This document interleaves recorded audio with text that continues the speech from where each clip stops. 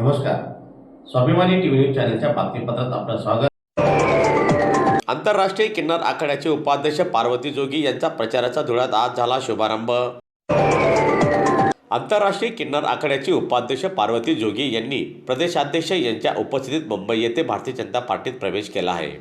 दरम्यान पार्वती जोगी हे मनपा निवडणुकीसाठी भारतीय जनता पार्टीतर्फे उमेदवारी करणार होत. त्यांना तसे पक्षातर्फे आदेशही देण्यात आलेले होते. मात्र 2 दिवसांपूर्वी पार्वती जोगीसह सुमारे 100हून अधिक किन्नर हे शहराचे आमदार यांच्या कार्यालयात तळ ठोकून होते.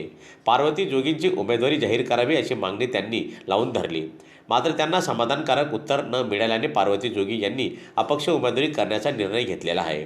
तसंच प्रत्येक प्रभागात उमेदवार उभे करण्याचा निर्णय देखील त्यांनी घेतला असल्याची प्रतिक्रिया त्यांनी प्रसारमाध्यमांशी बोलताना दिली. निवडणुकीला सुरुवात झालेली असून कालपासून देखील उमेदवारी अर्ज दाखल करण्याची प्रोसेस सुरू झालेली आहे. धुळे शहरामध्ये अनेक मान्यवर कार्यकर्ते पदाधिकारी भारतीय जनता पार्टीच्या तिकीट मिळवण्यासाठी मोठ्या प्रमाणात धडपड करत आहेत. तसेच अनेक कार्यकर्त्यांना भारतीय जनता पार्टीकडे देखील आश्वासन देण्यात आलेले होते की तुम्हाला महानगरपालिकेमध्ये आम्ही तिकीट देऊन निवडून आणून तुमचा समावेश करून घेऊ. या संदर्भात त्यांनी धुळ्याची विधानसभा देखील जिंकलेली आहे. अनेक लोकांनी विधानसभेसाठी देखील काम केलेले आहेत.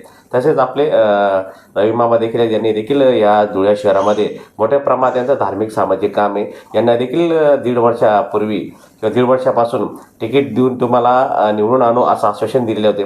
त्याच पार्श्वभूमीवर महाराष्ट्र राज्याचे जे चव्हाण साहेब आहेत प्रदेशाध्यक्ष भारतीय जनता पार्टीचे, यांच्या उपस्थितीत मुंबई इथे जाऊन त्यांनी भारतीय जनता पार्टीमध्ये देखील प्रवेश केलेला आहे. मात्र आज धुळे शहरामध्ये मोठी समस्या निर्माण झालेली असं भारतीय जनता पार्टीकडनं सांगण्यात येत आहे. आता आपण रविमामा यांच्याकडनं जाणून घेऊया. भारतीय जनता पार्टीने जर का तुम्हाला उमेदवारी दिली नाही तर तुम्ही कशा पद्धतीने या निवडणुकीला सामोरे जाणार आहेत आपण जाणून घेऊया. माझा तर निर्धार झालेला आहे की भारतीय जनता पार्टीकडून जर तिकीट मिळालं तर मी लढणारच होते आणि जरी नाही मिळालं तरी मी अपक्ष लढणारच आहे.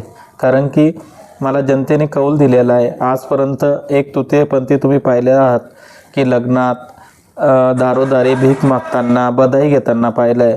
पण आज आमच्या मनात कुठंतरी देशाविषयी जनतेविषयी चांगली भावना उत्पन्न आहे. जनतेचं प्रेम आम्हाला जे मिळतं आहे की जनतेचाही कौल आहे की मामा तुम्ही आला पाहिजे, नवीन चेहरा आज जनतेपुढं आला पाहिजे, आमच्या समस्या सोडवल्या पाहिजे. आणि जनतेला माझ्यावर विश्वास आहे की खरोखर मामा आमचं काम करल.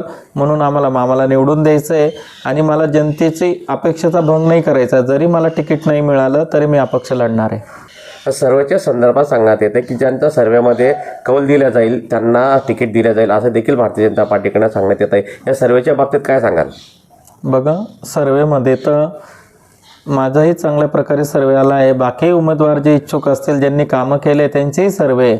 पण माझ्या या निदर्शनात आलं की काल जो प्रवेश करतोय त्याचा सर्वे मोठा येतो. एकच काय, आज जो स्थानिक नगरसेवक आहे ज्यांनी भागाकरता काम केलेलं आहे अशा लोकांचे सर्व डावलून जो उद्या दुसऱ्या पक्षातून या पक्षात त्यांचा तिकीट बी फिक्स होतं आहे. आणि कुठंतरी मला सर्वेवर बी डाऊट येतो आहे. जनतेचा जो कौल आलेला आहे, जनतेने जे मला अपनावायचं ठरवलं आहे तर माझ्या लक्षात आलं आहे की जनतेला बदलाव व्हावा आहे. आणि जर हे तेच चेहरे देत असतील तर मी बी एक मला तुतेपंथी म्हणून जर डावलण्यात आलं आहे तर मी माझी जेवढी तुतेपंथी प्रत्येक भागात मी देण्याचं काम करणार आहे. कारण की त्यांनाही सेवा करण्याचा मौका भेटेल आणि समाजकार्यात ते आले तर त्यांना जे आईवडिलांनी टाकून दिलेलं आहे, त्यांना जे आपल्या विषय तुतीपंथी असण्याचा कमीपणा वाटतो तो निघून जाईल आणि ते समाजाची चांगल्या प्रकारे सेवा करतील. कारण की संविधानाने जो आम्हाला हक्क दिला आहे मतदानाचा तोही आम्ही बजावू आणि चांगल्या लोकप्रतिनिधीमध्ये जर निवडून आलो तर समाजाचं नक्कीच आम्ही चांगलं काम करू.